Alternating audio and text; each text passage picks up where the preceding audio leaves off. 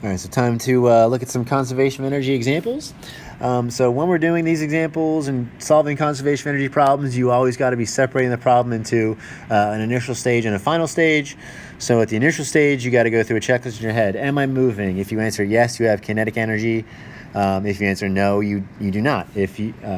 And also, am I above the ground? If you answer yes, you have some initial gravitational potential energy. If you're not above the ground, then you don't.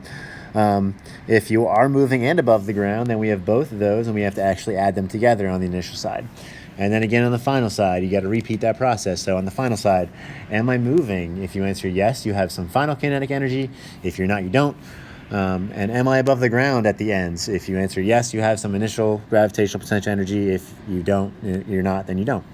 All right, so it's very, very situational, and you'll kind of see that as we go through the motions here. So first one, we have a pendulum moving at 5.6 meters per second at the bottommost point of its swing. So here's the bottommost point of our swing, where we're basically at a height of 0. So I know it's not exactly the ground, but that's the lowest point that we're using as our reference. So there we can say we're at a height of 0. We're moving 5.6 meters per second at that point, so we have some kinetic energy initially. Then we swing up, and then we get to here. Now we want to know, what is this height above the ground? So the max height is when we stop moving upwards, so our velocity is 0.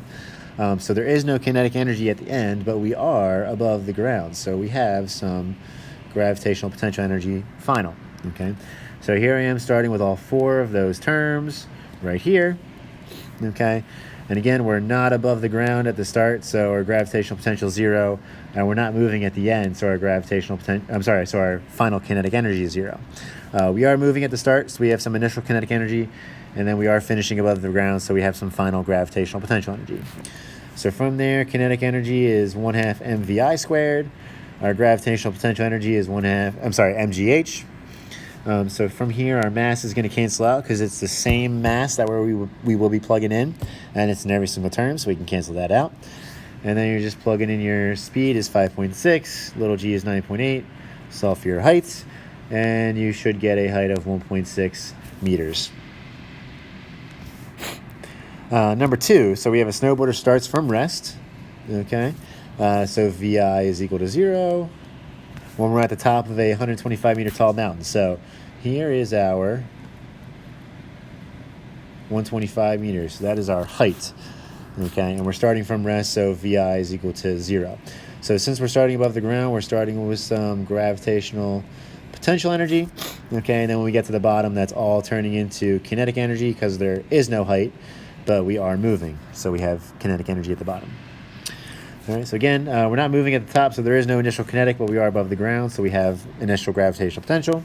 We're moving at the bottom, so we have some final kinetic, and then we're not above the ground anymore, so there is no final gravitational potential. From there, our initial gravitational potential, mgh, our final kinetic, 1/2 mvf squared. Again, mass is going to cancel out. G is 9.8, h is 125, 1/2, and then vf is what you're looking for. So multiply times 2 to get rid of your 1/2, and then square root to get your speed, gets us 49.5 meters per second at the bottom of this mountain. So number 3, a box is placed on a frictionless lamp, which is 8 meters long, so that's the length of the ramp, 8 meters, okay? Not the height. We're told that it's 25 degrees, so here's our 25-degree angle. So the first thing we have to do is actually find what is this height value. So this right here is a triangle right there, so we can use some right triangle trig. And we know the hypotenuse has a length of 8. We're looking for the length of the opposite side, which is h. So the function that uses opposite and hypotenuse is the sine function. So the sine of our 25-degree angle is the opposite side, our height, divided by our our hypotenuse, which is 8. So multiply both sides by 8, and then plug in your 8 sine 25, gets you a height of 3.38 meters right here. From there, it's placed on the ramp and released from rest. So release from rest, VI is 0, so our kinetic energy initial is 0, but we are above the ground, so we have some initial gravitational potential energy because we're initially 3.38 meters above the ground. We're moving at the bottom, so we have some kinetic energy finally, and then we're at the ground at the bottom, so there is no gravitational potential. All right, so again, GPE is mgh, kinetic energy is 1/2 mv squared. M's can cancel. G is 9.8. H is 3.38.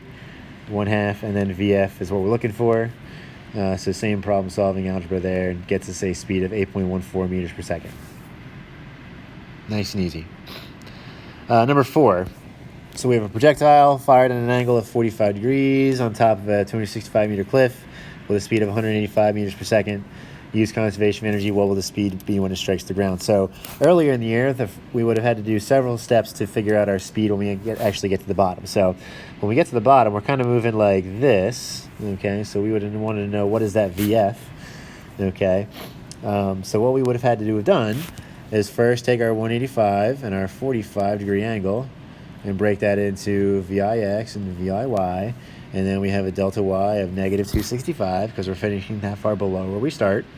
And then we would have had to get VF, find VFX and VFY, and do Pythagorean theorem and inverse tangent to get the magnitude and the angle.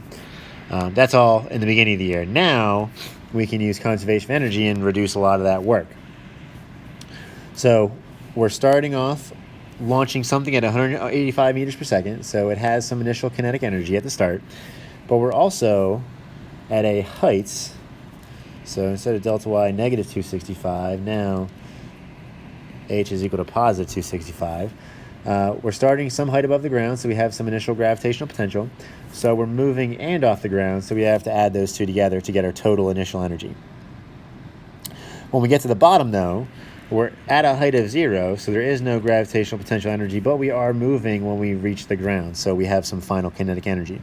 So some of our initial and some of our initial kinetic and some of our gravitational potential turns into even more final kinetic energy at the bottom.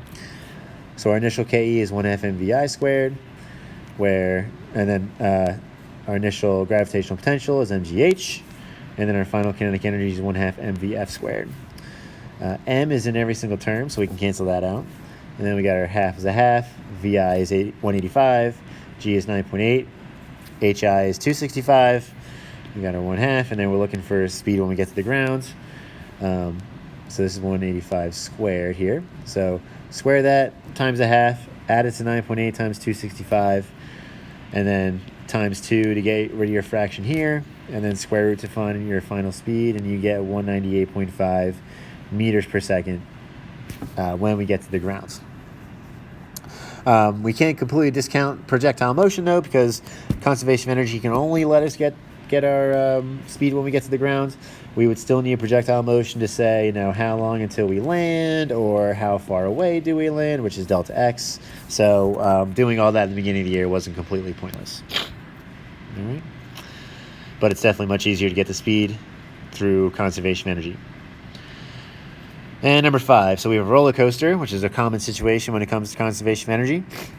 It's pulled up to point A, where its car and screaming occupants are released from rest. Okay, so at point A, we're above the ground, so we have potential energy, but we're not moving, so there is no kinetic energy. Assuming the track is frictionless, calculate the speed at points B, C, and D. All right. So this is our lowest point, so this is where we essentially have a height of 0. So when we're at the bottom, all of our potential energy at point A turns completely into kinetic energy at point B. So this is actually where we're moving the fastest because we have the most kinetic energy. After that, we get to point C, which is a smaller height than point A. So height A, 30 meters in this one, is the only location where we're actually going to come to a stop. So if we're any height above 30 meters in this problem, we have to have some kinetic energy because we're definitely moving at those points. And we know we have to have some kinetic energy because height A, 30 meters, is the only location where we have all gravitational potential energy, because that's what we're starting with at the beginning of this ride. All right. So let's clean this up a little bit. Okay. So when we get to point C, again, we're moving because it's not as high as 30 meters, but we are still above the ground. So we have both of these forms of energy. Ditto at point D. We're not as high as we were, so we have to have some kinetic energy as well, but we are still above the ground. So we have these two added together here and here. Now, A is the only location that we know exactly what's going on. We know we have a speed of 0 at point A, and we're at a height of 30 meters. So what we're going to do is we're going to compare A to B, okay, to get our speed at point B. And then to get our speed at point C, we're going to compare A to C, because we know that without any friction, the total at A has to equal the total at B, which has to equal the total at C, which has to equal the total at D. Okay, the total remains the same, the total energy, but we do change form in between. So we're going to compare, again, A to B to get our speed at B. We're going to compare A to C to get our speed at C. And then we're going to compare A to D to get our speed at D. All right, so comparing A to B right here. We're starting above the ground and not moving, so we have gravitational potential. We're finishing at the lowest points and moving, so that's all kinetic. So our gravitational potential comes mgh, kinetic 1/2 mv squared. M's are going to cancel. G is 9.8. H is 30. 1/2.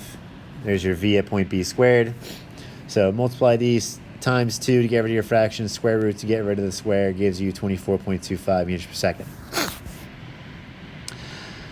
At that point B.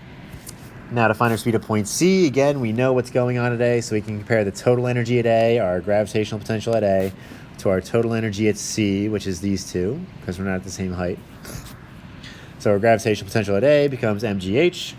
Our gravitational potential at C is mghc. Our kinetic at C is 1/2 m at V at point C squared. So again, m is in every single term, so those are going to cancel out.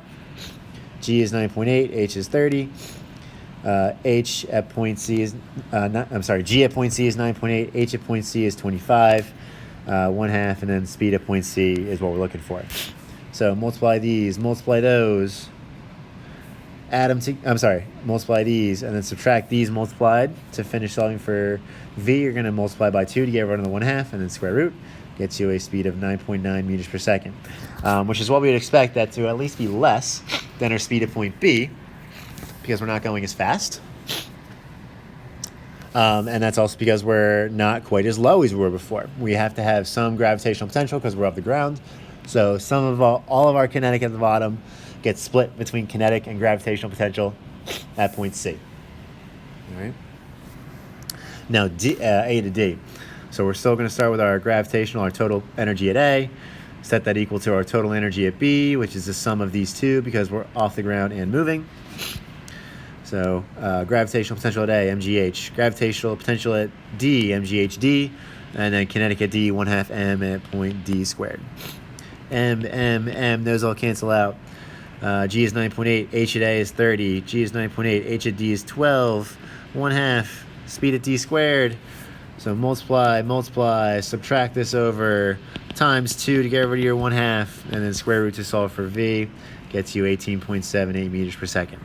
All right, so we would at least expect that our speed at D to be somewhere between our speeds at C and B, because we're at a height which is between C and D, okay? So hopefully that all makes sense there. And last but not least, example number 6. So a small mass M, which we don't know, slides without friction, along a loop-to-loop here, shown in the picture. If the object has remained on the track, even at the top of the circle whose radius is R, from what minimum height must the object be released? All right. So if we're going to just make it through this loop, our speed at the top has to be as close to 0 as possible. So it's basically going to approach 0. All right. So we're going to go down and basically slow down here, and then continue on through. All right. So if that's the case, if we basically have a speed of 0 at the top of this loop, all of our potential energy at the top of the loop is going to be in gravitational potential energy. So we want to know what height to release it from, and releasing from rest. So we're starting with some potential energy, and then we basically want to have all potential energy here at the top of the hoop. All right. So we're going to start with some potential energy and finish with basically all potential energy as well. Now, we're also told that the loop has a radius of R. So when we're at the top, we're a height of 2R above the bottom, all right, which is just the diameter of the circle. So set your initial gravitational potential, mgh initial, equal to your final, mgh final. And we know that h final, we said, is equal to r. So m cancels out, that's on both sides, and little g cancels out because that's on both sides. So if we want to make sure that we make it through, we have to release from a height which is at least twice the radius. All right, hopefully that makes some sense. So hopefully these help. Feel free to rewind as much as you need to, and if you're still stuck on anything after watching it a couple times, let me know, come in, and we'll get you straightened out.